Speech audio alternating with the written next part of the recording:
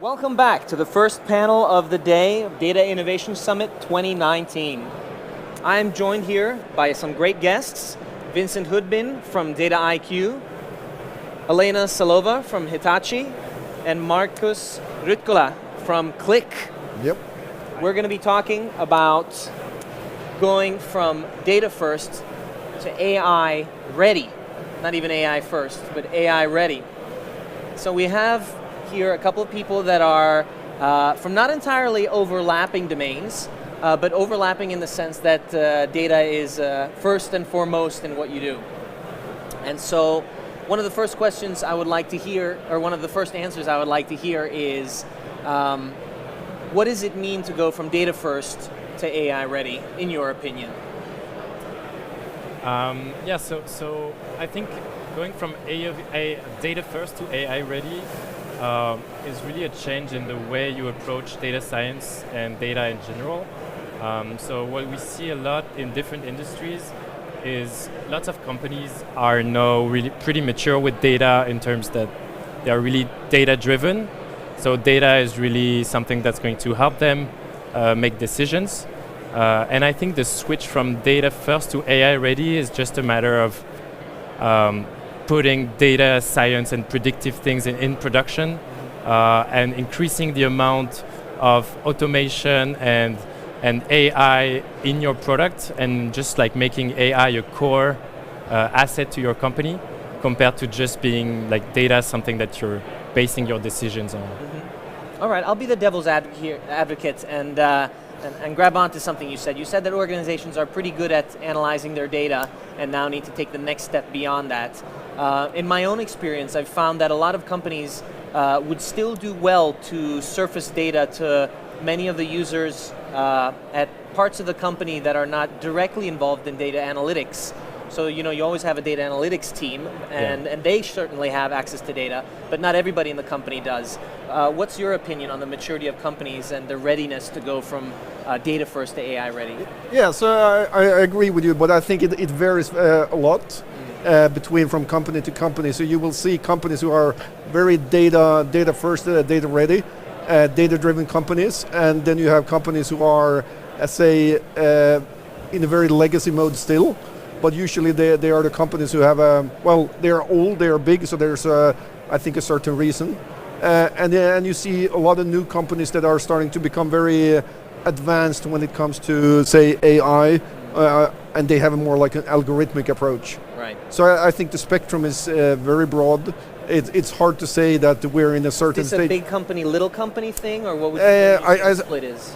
It could be, but then you have companies that are quite far ahead, that are really big companies, but they've had from the start already, say 10, 20 years ago, a very modern approach, because it's been basically their business.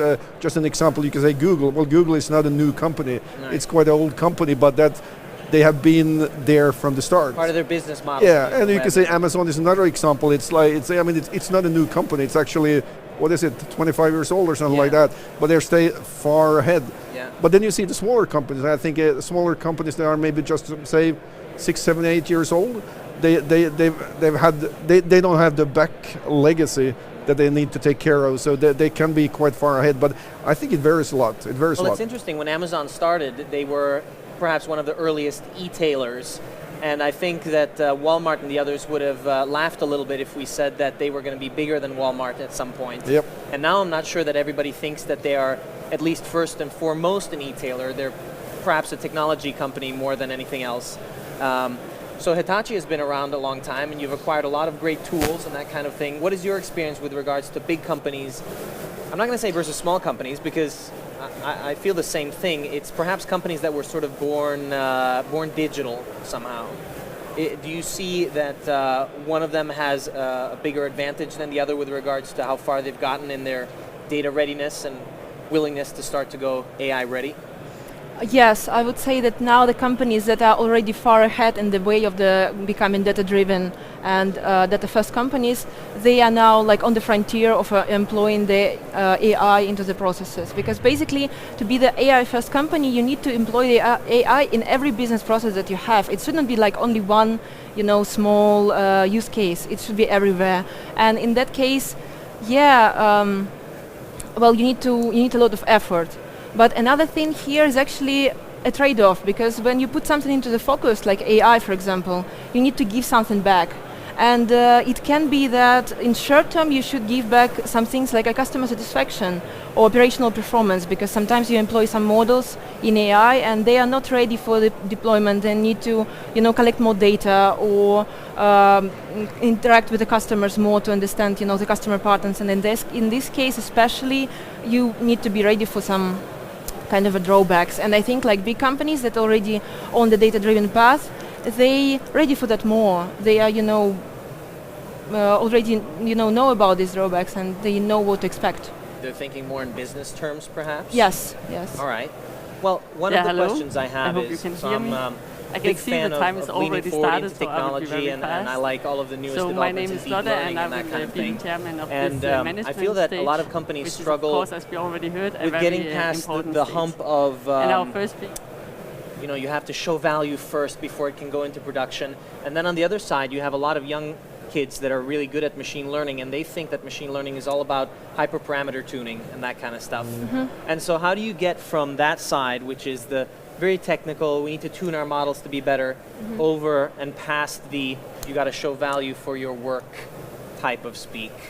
How do you get past that? Yeah, I think from the companies that I've worked with, I think it really you have to turn the problem around. It's not a matter of like training your algorithms and having the best model and things like that. Like you really have to start from the business problem and the business value that you're trying to extract. And once you've defined that, you can really devise a strategy into like data acquisition, training your models.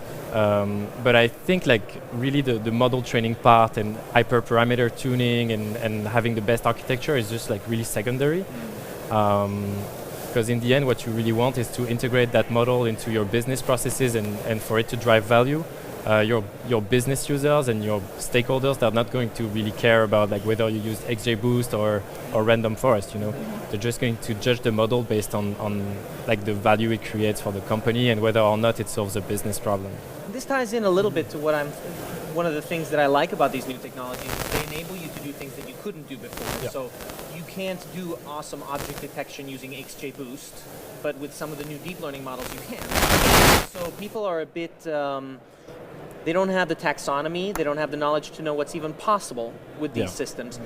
Is it reasonable to expect that the leadership and decision makers come up with a strategy for how to prioritize AI first? How should they do that? Yeah, and I think that's a very interesting question. It's a little bit also similar to the question around predictive analytics. So when does a business leader or anyone in the business starts to trust a prediction done by a machine? And I think we will see, we're not there yet. And I think it's maybe a little bit the same as with the, say, electronic calculator. I was not born when that was invented, but the question is, I think, when did you start to trust the result the calculator gave you? Was there a time, a couple of years, when people double-checked if it was correct, or did they trust the result immediately? Yeah. I don't have a question to that, but I think another thing what we'll see is some of the things we're trying to do is, it's not new inventions, but the technology was not there, say 10, 15, 20 years ago. We just see today, for example, I mean, not only looking at us, but we have NVIDIA here. Some of the hardware, the GPU power we have today is, I mean, you can do stuff that you had the theory 10, 20 years ago, but you simply didn't have the horsepower to do it. So we're in a shift, I think, where it's gonna advance very quickly now. But I think the maturity of people accepting the result, that will take some time. Yeah. I noticed everybody was nodding their heads at that. It's very much a hardware thing that's pushing this forward, and in my opinion, it's very much not. The progression we've made in the past 10 years in learning how to do forward propagation and deep neural networks and stuff, those theories didn't exist more than 10 years ago. So now we have these new abilities. We couldn't train deep models more than 10 years ago. We didn't know how to do it. We didn't have normalization. We didn't have batch normalization. We didn't have activation functions. All that stuff has been invented now. So now we can do it, but people are not exactly sure when they're in management positions, what can we actually do? And I saw a neat presentation the other day where a doctor said, we can classify certain genetic diseases in babies where we only have 100 examples ever. And the cool thing about deep learning is you need less data, not more data than you needed before. So parametric methods like tree-based methods, you need many more examples than deep learning needs to be able to make a good classification. So how do we teach decision makers what's possible so that they can actually prioritize and say, this is what we should be focusing on now? Because otherwise they say, show me the business case. And then the technical people are sitting there and they're not really involved in the business and they don't know how to prioritize. How do you marry those two? I would say actually that, when company tries to be AI first and AI ready, it can be the case that there will be like two passes. The first pass will be a company just want to improve efficiency, and they're using just existing models, well-known, well-known papers, well-known models, and they deploy them in their production, and they improve the efficiency of the industry line.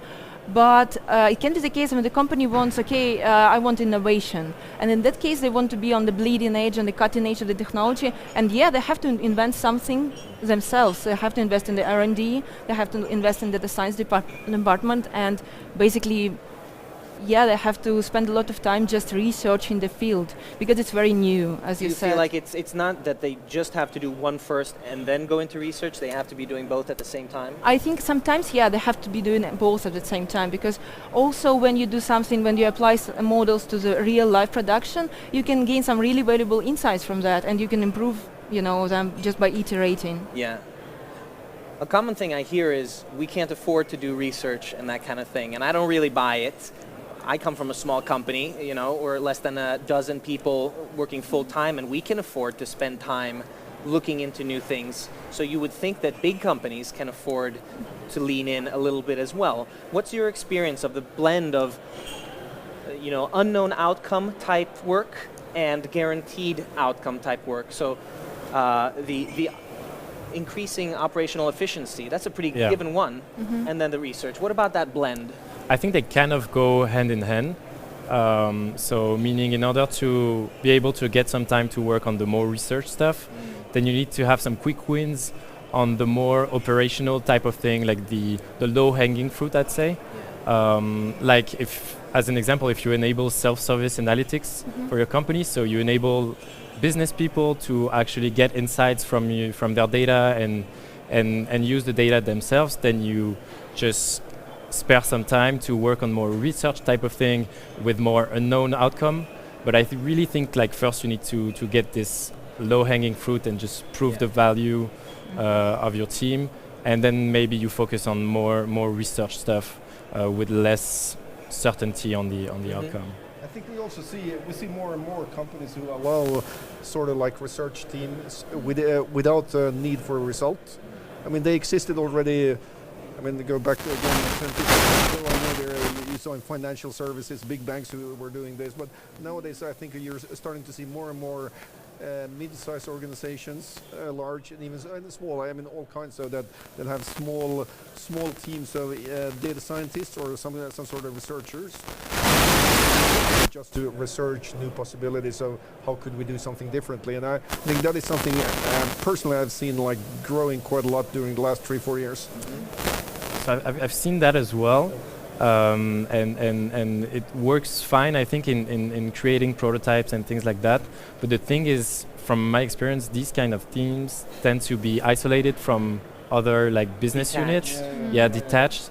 Meaning what they kind of experiment a lot, but I have yet to see like results of these experimentations being deployed into production and being integrated really in the business processes. I feel like it's not necessarily due to that there is a dedicated team or not, but the thing that tends to catalyze is when you have like a visionary, a person that sort of ties things together, somebody that knows where the business is going, that also cares about the technology and many things.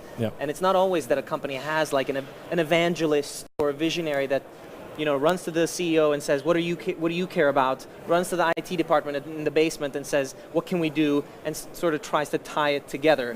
Is it necessary to have a visionary, or have you found that there are some very good setups that let teams work efficiently, sort of in a distributed manner and that kind of thing? It feels like you still need a lot of leadership in this field right now in companies.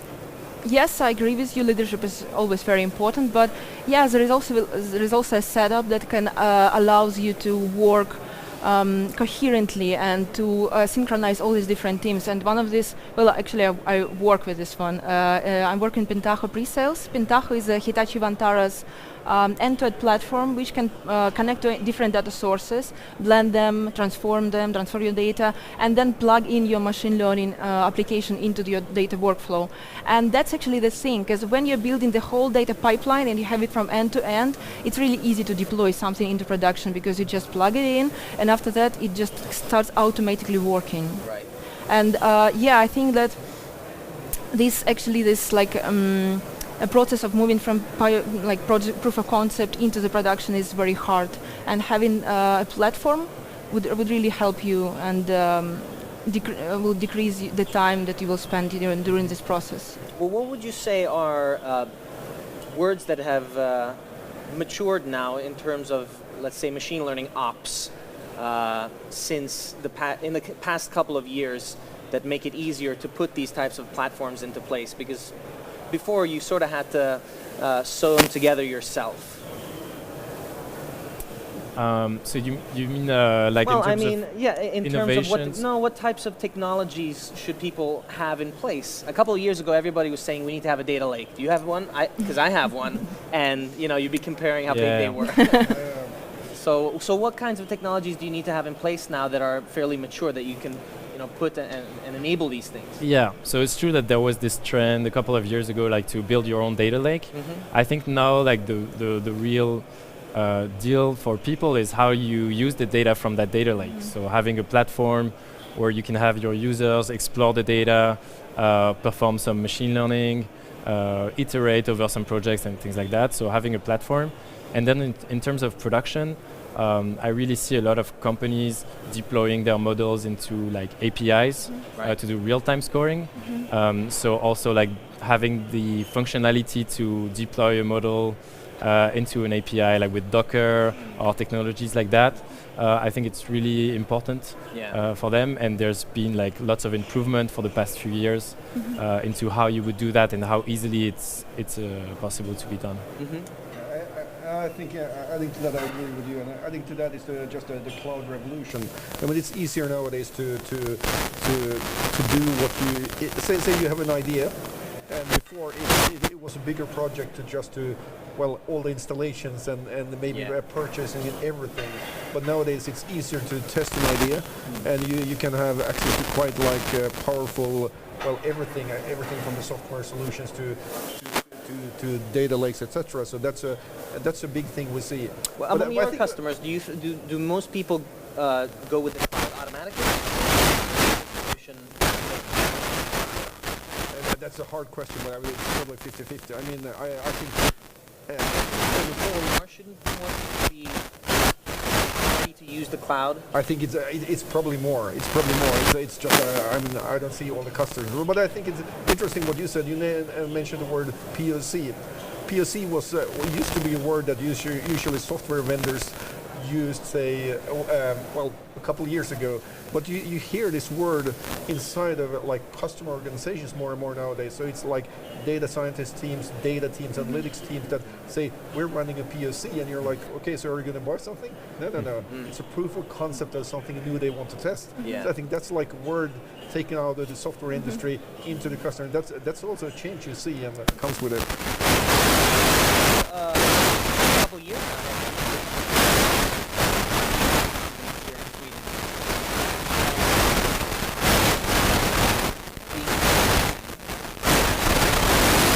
Is there a method of working that prevents people from taking those POCs and putting them into production? Why are many of them getting stuck? Is it because it's difficult to come up with new stuff, or is there some kind of methodological blocker? I would say that the first thing would be the lack of the platform that I told you about before. And the second thing, I think maybe the lack of vision, and especially the economic vision. Because when you start a cool POC, you think that, okay, this is a nice use case, I can, I don't know, recognize this and that, but you don't actually think about the economic value. But if you're working in a business, you should think about it. And eventually, you know, your business users might think, yeah, that looks cool, but you know, what's the profit from it? Right. And you should always keep your business value in mind. And another thing is actually how fast is time to market. Because if you're doing POC, it's really easy, and you know, you can do it like in 2 months, but it can really stop a lot of companies if you say them, okay, now to put this into production, it will be like 2 years. And why is that? Again, from my perspective, again, it's lack of platform, lack of technology that's the stopping technology thing, and also lack of skills. Okay. Because yeah, we still need a lot of, like, the team of 2 or 3 data scientists won't miraculously deploy all your models into production, because you need also a team of data engineers, IT, and also users with a specific domain knowledge to help them to build like a whole data workflow and to deploy the machine learning models. They build it through the POC. Yeah. Well, that's super interesting. I have a computer science background, so I love opening hex editors and doing stuff myself, and I've found that a lot of data scientists have, you know, they just have a math background or something like that, and when it's time to really hit the ground, they can't, you know, they need a data engineer, but the data engineer doesn't know what a derivative is, and then they ask the statistician, but they only know how to program in R, and nobody can really glue it together. Yeah. You know, you guys have tools that are meant to help people. What do you feel is the kind of profile that a person needs to have now to be efficient and effective in this field? So I think definitely, as you said, the role of a data scientist really changed from like 10 years ago, where you would just maybe do your own experiments on your computer, but now it's kind of expected for a data scientist to be able to put stuff into production, things like that. And I think it's not really necessarily a matter of just one person having all the skills. And building on what you said, also I think something that prevents people from using their prototypes in production is having the buy-ins from different teams, different profiles, like having your IT collaborating with your data scientists because they don't speak the same language, as you said, and also having your business units in line with what's been developed by the data scientist. Yeah. So I'd say it's not really necessarily just one person, but it's just having all these people working together in a smooth way. And just making sure they can speak the same language. It can also be, I think, the profiles we will start to recruit in the future will change a little bit. I read an article about, it was someone from, I think it was actually Google again, who said that they're looking more into the interest of the person, not only the CV and what schools they have gone to. And I think that is something we need to look more into, that people are really passionate about their job, because if it's only your job, you usually end up in a like a narrow sector. Right. And I think just before AI also, we saw in analytics, I think a lot of people are into analytics, but know very little about computers. Yeah. I mean, just like file size, it was like, what? Never heard about that. Yeah. But they were really quite good BI people. So I think that is a challenge at the moment. I think even a bigger challenge is just like recruiting, finding people. So universities and just generally, I mean, schools have a big role here in the future. But I do think it will get better quite quickly over the next couple of years. But right now it's quite tough to find people. Finding people, I've found personally that the best people for our company are people straight out of university that don't know anything. They know lots of things naturally, but what I mean by they don't know anything is that they don't think they know anything. And so they're ready to rock, ready to learn, and whereas the old experienced people say, I already know what the best tool for the job is, and they're going to use that tool whether or not it's the best tool for the job. So these new kids that are coming out, what types of skills should they be preparing for in order to be efficient? You know, we've talked about being a little bit business savvy. That's not a very easy skill to get before you start at a big company. Should they be working with open source?